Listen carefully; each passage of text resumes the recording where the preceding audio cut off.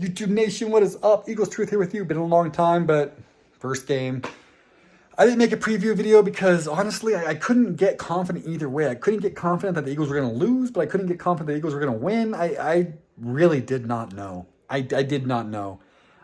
If you held a gun to my head, and I might have picked the Packers. If you held a gun to my head, I really didn't know either way. Because two new coordinators, offense, defense, we didn't really see them in preseason. The last thing we saw was the Eagles looking like ass. Like, we could have played the Carolina Panthers last year, and it probably would have been a dogfight. Like, we were bad. Really, really bad. So, I don't know. I don't know really what to expect. The talent on paper is undeniable, but we won. And I'm going to say something positive before I get to the negative. The positive is Barkley looked good. The linebackers, especially Zach Bond, looked good. Nakobe Dean had his moments. Quinyon Mitchell allowed a few catches. I mean, come on, these are good receivers, but absolutely, he wasn't picked on by no stretch of the imagination. The defense looked God mode the first three drives. And the biggest thing I could take away is we beat, now assuming Jordan Love is going to be healthy and nothing serious, not out for the season or anything, we beat a playoff contender. We beat quite possibly a Super Bowl contender in week one when we're still adjusting and getting new to these two coordinators on both sides of the ball, new on both sides of the ball. You can make an argument this will be the weakest the Eagles will be all year, barring injury, because they should only get better as they learn these systems, right?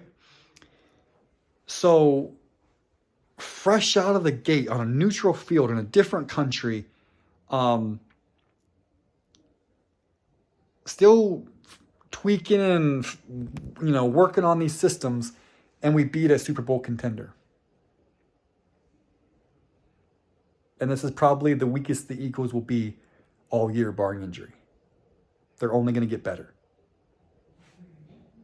That's a pretty good positive to take. That's a pretty good positive to take. Yeah. The negatives. Even in wins, even in our Super Bowl win in 2017, there were still negatives. The defense played like ass. We just didn't care because it was the end of the year. There was no more games after this. We won. We were the champions, But the defense still played like ass. So in any game, there's still a negative or two. It just sucks that the negative, probably the only, well, there's two negatives, but as far as players, probably the only negative was our quarterback. That's what kind of sucks. It's one thing if this corner didn't play well, or this receiver didn't play well, or this safety, or this lineman, or what. It was the quarterback. And that sucks. That kind of sucks. Jalen Hurts was the weakest link tonight. And he's my second favorite player. Devontae Smith is number one. Jalen Hurts is number two. And that freaking sucks. Even if you take away his two interceptions, which were fucking terrible decisions, even if you take those away, he still had a bad game. The decision making was fucking brutal. Brutal. My only negatives of this game, really, I don't think Avonte Maddox, I didn't think played a great game. Bryce Huff was freaking a ghost. We were scared of this, but I don't know where he was at. Maybe the field had something to do with it. We had a historic pass rush in 2022, and the field neutralized it. So maybe it was something like that. Perhaps. I'll give you till next Monday night against the Falcons. But if you're invisible again, Bryce Huff, this is concerning. The defensive line was amazing, especially Carter and Davis early on. I think they kind of got gassed, and we worry about that conditioning. But it is week one. That usually does happen on both sides. That's why my only other negative, really, besides Jalen Hurts, was the play calling by Kellen Moore. And Dallas fans warned me about this. He's like, he gets pass happy. Now, before you guys bark at me, yes, Barkley had a lot of touches. We did run the ball a lot, especially for Eagles game. But it's not how many that I really worry about, it's when.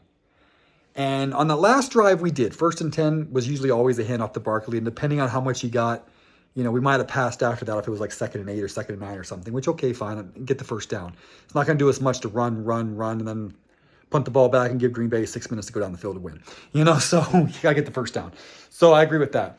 But on 1st and 10, on that last drive, they kept trying to give it to Barkley. I agree with that.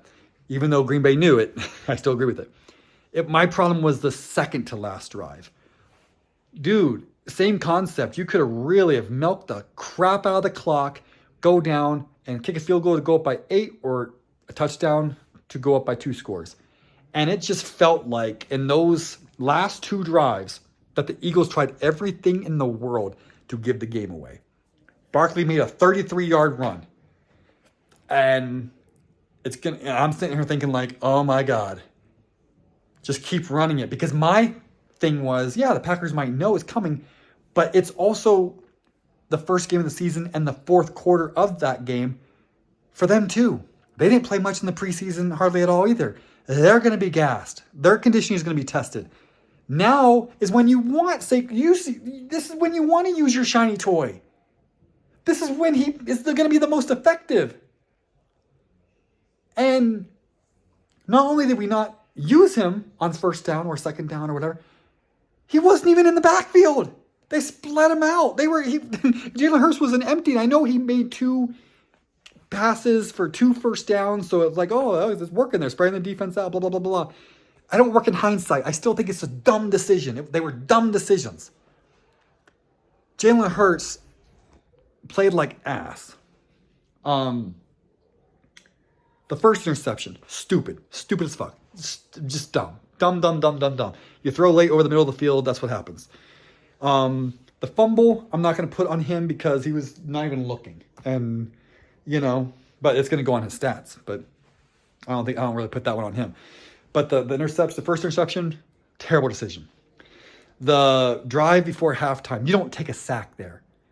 Especially when the guy's like right here. You're not getting caught blindside or anything. You see him coming. Like, get rid of the fucking ball. You don't take a sack there. Seconds are ticking. Another dumb decision. The decisions, obviously the second interception, throw in late, cross the body over the middle, in the end zone. Dude, you have 3 points in your back pocket there. You kick a field goal right there, you are up 8 points with like 8 or 9 minutes to play in the game. You're up by 8 points. That's huge. It's not a 2-score game like if you would have got a touchdown, which is what I was hoping for. If you'd have got a touchdown there, I would have, even with Packers, I'd have been like, I think this game's over. Because you're up by 2 scores, 9 minutes to go. It's not mathematically over. I get it. But as long as you don't let up like a 1 or 2 or 3 play touchdown drive, like, I think you got this in hand. I think you got this in, But even a field goal, 8 points, that guarantees you that no matter what the Packers do next drive, they cannot take the lead. Which means at worst, you're gonna get the ball back with like, fuck if I know, like 6 minutes or whatever, 5 minutes, I don't know, with the chance, or just tied. You just need a field goal, whatever. 8 points would have been huge. You have it in your back pocket. You're at like the 13-yard line. And Jalen Hurts, 2 really bad plays. One, he's staring down this guy to his left on the sideline. There's a corner right there, like 2 or 3 yards away, sitting there looking at him. And Jalen Hurts is like, I see you. The corner's like, I see you too. Yeah. I'm going to throw it now. Like, that's literally what it's like. What are you doing? You threw it. Like, what do you think was going to happen? Even if you somehow miraculously completed that, the guy's going to get tackled right there and not go nowhere. Like, I mean, what did you think was going to happen? And then very next play, he throws that interception in the end zone. Like, why are you trying to play hero ball? What are you trying to? What are you trying to do? What are you fucking trying to do? And then there was another play where A.J. Brown had to play defense. That was almost a pick. Jalen Hurts really should have had 4 interceptions, with one of them being a pick 6. He really should have had 4 interceptions. The decision-making was god-awful. On paper, you have such an amazing fucking team. I think the offensive line needs time to gel. There was a couple times when Barkley was hitting the backfield. They need to get better. But I think I think the offensive line is only going to get better. You have this amazing team. Amazing team. You're the weak link right now. You are absolutely the weak link. You are holding this all-star offense. And yes, I'm going to call it an all-star offense. You're holding it back. You're holding it back. There's times when Jalen Hurts was back, he had like 5, 6, 7 seconds.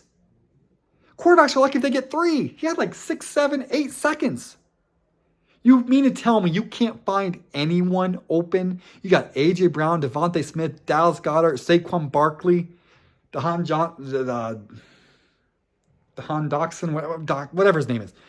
All running through, and you can't find someone getting up. See, what I think is there is people open by NFL standards, but you wait for them to be wide the fuck open. I don't know. I don't understand. I don't know.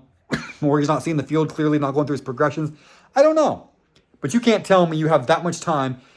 If Jordan Love has that much time, if we gave him that much time, which he didn't have that much time. He didn't really have that much time. I don't think the pass rush was great either. I don't. I really don't think our pass rush was great. I'm going to blame the field being slippery, but we'll see. He had like 3 or 4 seconds sometimes, and he was hitting players. And the thing was, Packers were, there was a lot of drops for the Packers, thank God. But he was hitting people like down the field at times. Other than the A.J. Brown catch, what was our air yards? We're playing all this like little by the line scrimmage stuff. We might hit an A.J. Brown slant for like 7, 8, 9, maybe 10 yards. We might hit Devontae Smith for a 6-yard gain. What, like, we have an all-star offense. Why are we playing small ball so damn much? I don't want to take that away because I think you can pop something sometimes. But it should be one of these we should have an offense where the quarterback sits back and he's throwing us like 20-yard pass here, 10-yard pass here, 5-yard pass here, 30-yard pass here. Seriously. I'm not saying we score every fucking drive, but like we should have like potency like that. We should. But instead we're playing, and I think it's just Jalen Hurts. He was my second best. He was my second favorite player. He was my first favorite in 2022. I was like, yeah. And then Devontae kind of creeped up because I think Devontae's still so underrated. I think he's an amazing receiver. Look, if this doesn't get fixed, if I continue to see Jalen Hurts making mistakes like this, yes, I'm going to be off on him real quick. I'm going to be off on him real quick and consider him the weakest link. The absolute weakest link that's holding us back. Fix your shit. And it wasn't an accuracy problem. It wasn't like he was being inaccurate or anything. It was just dumb decision making and not seeing the field clearly. He needs to get better. He needs to get way better. I don't know if you fix that. He's already like, what? This is his 4th year, 4th or 5th? I don't know. Like, I don't know if you fix that. Like at this stage. I mean, I'm sure he'll sit there and say like, yeah, there's a lot of plays I want back. Like, I can't do that. I know I can't do that. Blah, blah, blah. You can say all that, but in the heat of the moment, you are who you are. And I think you just, in the heat of the moment, your brain just fires a certain way. And we'll see. I hope I'm wrong, but I'm starting to think like, man, we might have to win in spite of Hurts. And that sucks. Because when it's your quarterback, you're fucked. You know? I know people are going to crap on me like, oh, dude, it's one game, blah, blah, blah, blah. He needs to be better. He had 2 interceptions. Really could have been 4 tonight. Really could have been 4. I know Dak Prescott had an ass game against the Green Bay Packers in the playoffs, so maybe you can sit there and say, well, it's just the Packers are really good. Man, I hope so. But Packers, good or not, they're not the ones making you make those stupid decisions. No one said you had to sit there after looking at the corner. Like, the receiver's still, the corner's like 2 yards away from him still. They're just standing there, and you still try to throw that. No one said you had to throw late across your body trying to make something happen. The Packers aren't making you do that. Throw the ball away. The Packers aren't stopping you from doing that. Or run and get like 2, 3, 4, 5, whatever, how many yards you can get, and preserve the field goal that you're already well in range of. You know? So whether the Packers are good or not, they're not forcing you to make those stupid mistakes. Like, come on.